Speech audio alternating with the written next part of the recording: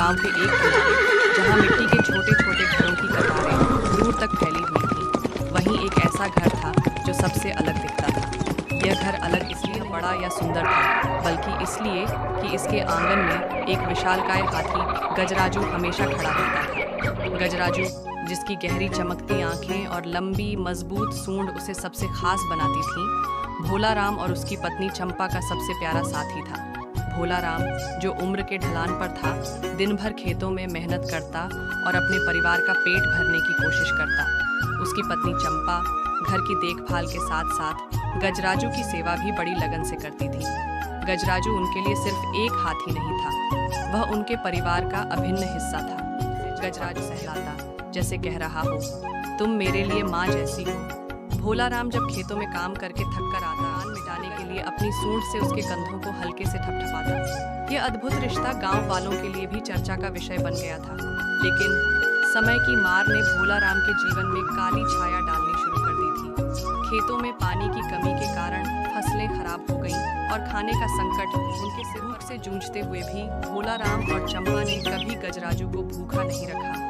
एक दिन चंपा ने दुखी होकर भोला राम से कहा, अजी, घर में अब चावल भी खत्म हो गए हैं। कल से आपने कुछ खाया नहीं।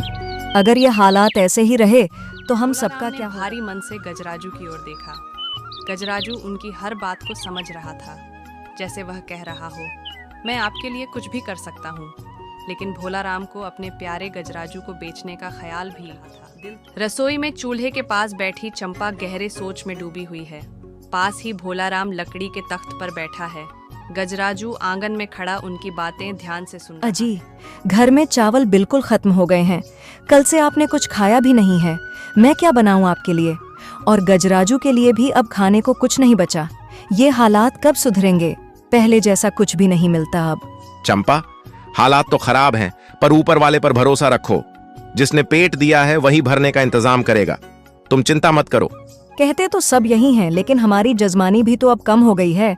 पहले किसी तरह गुजारा हो जाता था, पर अब मुझे तो लगता है कि ऊपर वाले ने भी हमें छोड़ दिया है।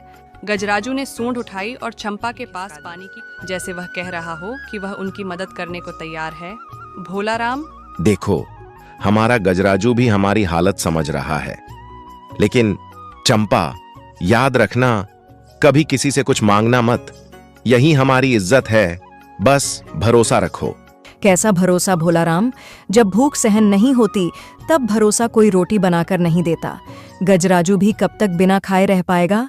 यह सोच सोच कर मेरा दिल बैठा चंपा, अगर हमें भरोसा नहीं रहा तो हम और क्या कर सकते हैं? भगवान हमें इस मुश्किल से जरूर बाहर निकालेंगे। तुम देखना, गजराजू ही हमारे जीवन को बदल देगा। गजराजू ने अपनी सूंड से भोला राम के कंधे पर हल्का सा ठपठपाया। भोला राम की आंख मुस्कान आ गई। भगवान हमारी परीक्षा कब तक लेंगे? अब और सहन नहीं होता। सुनो, ऐसी बातें मत करो। जीवन में संघर्ष है तो समाधान भी होगा। गजराजू हमारे साथ है तो हमें डरने की जरूरत नहीं। बस सब्र रखो। गजराजू ने फिर से सूंड हिलाई और जैसे अपनी स्वीकृति दी, तभी बाहर से पड़ोसी रतन आता है। रतन हंसते हुए, अरे भोला राम भैया, कैसे हो?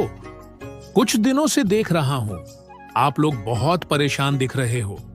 सब ठीक तो है ना? हाँ रतन, सब ठीक है। बस थोड़ा वक्त खराब चल रहा है। ऊपर वाले पर भरोसा है। और ये गजराजू महाराज कैसे हैं? ये तो आपके परिवार का सबसे प्यारा सदस्य है। पर भैया, अब ऐसे वक्त में इसका पेट पालना आसान नहीं होगा। रतन, गजराजू हमारी जिम्मेदारी है। जब तक हम जिंदा हैं, इसे भूखा नहीं रहने देंगे। भैया, ये बातें करना आसान है। चलो, ऊपर वाले ने चाहा तो सब ठीक हो जाएगा। पर याद रखना, अगर कभी मदद की जरूरत हो तो कहना। रतन चला जाता है। भोला राम उठकर गजराजू के पास आता है। तू ही तो हमारा सहारा है। तेरी वफादारी ने हमें जीने का हौसला दिया है।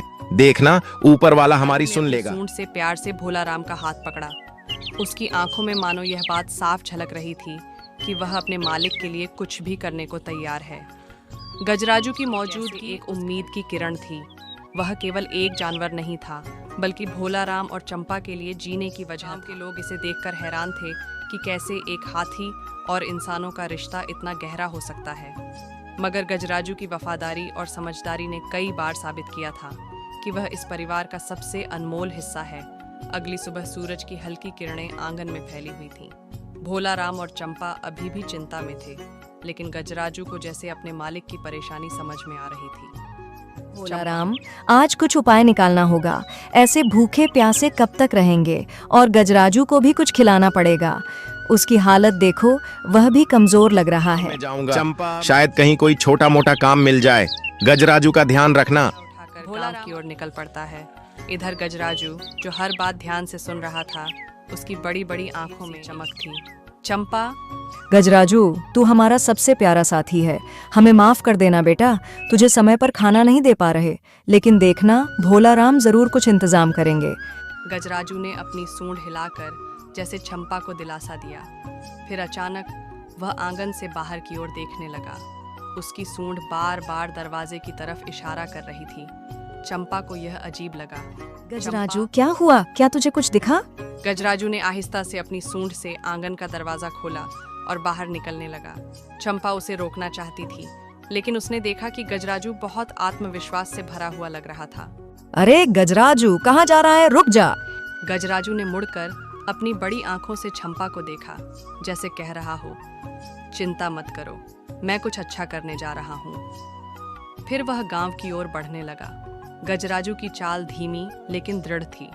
उसकी हर कदम में जैसे कोई मकसद छुपा हुआ था। गांव के लोग अपने घरों से उसे जाते हुए देख रहे थे। कुछ लोग आपस में फुसफुसा रहे थे। पहला गांव वाला, अरे ये भोला राम का हाथी कहाँ जा रहा है? पता नहीं, लेकिन लगता है जैसे इसे कोई काम याद आ गया हो। भोला राम की हालत तो वैसे ही खराब है। यह हाथी शायद उनकी मदद करने जा रहा है। दूर चलने के बाद एक बड़े बरगद के पेड़ के पास रुककर जमीन सूंघना शुरू किया। कोशिश की। आसपास के कुछ बच्चे इसे देखकर वहां जमा हो गए। पहला बच्चा, देखो ये हाथी क्या कर रहा है, लगता है कुछ ढूंढ रहा है। थोड़ी देर बाद गजराजू ने और वहां से एक पुराना मिट्टी से ढका घड़ा निकाला। बच्चे और गांव वाले यह देखकर हैरान रह गए। दूसरा बच्चा, देखो यह घड़ा है, इसमें कुछ हो सकता है। गजराजू ने अपनी उठाकर सीधे भोला राम के घर की तरफ चल दिया।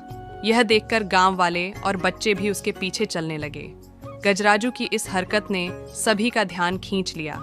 वह मानो जानता था कि घड़े में कुछ ऐसा है जो उसके मालिक की परेशानी दूर कर सकता है। उसकी चाल में एक अजीब सी तेजी और उत्साह था।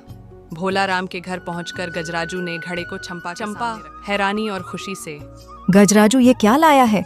ये घड़ा कहाँ से लाया? चंपा ने जल्दी से घड़े का ढक्कन खोला। अंदर चांदी के सिक्के और गहनों से भरा खजाना था। यह देखकर चंपा की आंखों में आंसू आ गए।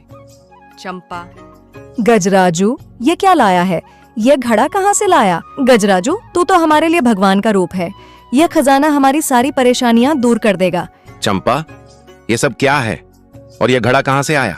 भोला राम, ये सब हमारे गजराजू की वजह से हुआ है। इसे पता था कि यह घड़ा हमारी मदद करेगा। गजराजू, तू केवल एक जानवर नहीं, बल्कि हमारे परिवार का सबसे बड़ा सहारा है। तुझे मैं कभी भूखा नहीं रहने दूंगा। गजराजू की इस समझदारी ने भोला राम और चंपा की जिंदगी बदल दी। गांव वाले इस घटना को देखकर दंग रह गए। अब न केवल अपनी मुश्किलों से उबर सकते थे, बल्कि गजराजू को भी वह प्यार और देखभाल दे सकते थे जो वह हमेशा से करता आया था।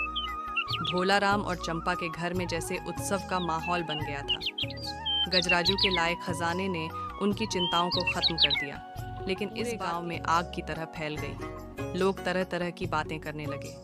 पहला गांव वाला, अरे भाई, ये खजाना तो जमीन में दबा हुआ था। इसका असली मालिक कौन है? भोला राम इसे अपने पास कैसे रख सकता है? लेकिन गजराजू ने यह खजाना निकाला है। शायद भगवान ने भोला राम की मदद के लिए यह सब किया हो। हमने सुना कि तुम्हारे गजराजू ने एक खजाना निकाला है। ये तो बड़ी खुशी की बात है। हाँ भाई, गजराजू ने हमें भगवान का दिया हुआ यह वरदान दिलाया है। ये खजाना तो जमीन में दबा हुआ था। ये पूरे गांव की संपत्ति भी हो सकती है। क्या यह सही होगा कि तुम इसे अकेले अपने पास रखो? भोला राम के चेहरे पर चिंता की लकीरें उभर आईं। उसे समझ नहीं आ रहा था कि क्या जवाब दे। चंपा ने यह महसूस किया और बात संभालने की कोशिश की। चंपा दृढ़ता से, ये खजाना हमारे गजराजू की मेहनत और समझदारी का परिणाम है। अगर यह भगवान की मर्जी नहीं होती तो यह खजाना आज भी मिट्टी के नीचे दबा मैंने रहता। सब सुना, लेकिन मैं यहाँ कोई झगड़ा करने नहीं आया हूँ। खजाने की सच्चाई जानना जरूरी है। यह भी हो सकता है कि यह खजाना किसी राजा का हो या पुराना दान हो। हमें इसे साझा तरीके से देखना होगा। मुखिया जी, हम आपकी बात समझते हैं, लेकिन यह खजाना तो गजराजू ने हमारे घर के पास से निकाला है। हमने कोई चोरी या गलत काम नहीं किया। ठीक है, मैं कहता हूँ इस खजाने का एक हिस्सा पूरे गांव के विकास में लगाया जाए और बाकी हिस्सा तुम अपने पास रख सकते हो। आखिरकार गजराजू ने यह खजाना निकाला है, यह न्याय संगत होगा। आपकी बात में सच्चाई है। हम इस खजाने से गांव के लिए कुछ करना चाहते हैं, लेकिन कृपया इसे हमारे हिस्से का सम्मान भी समझें।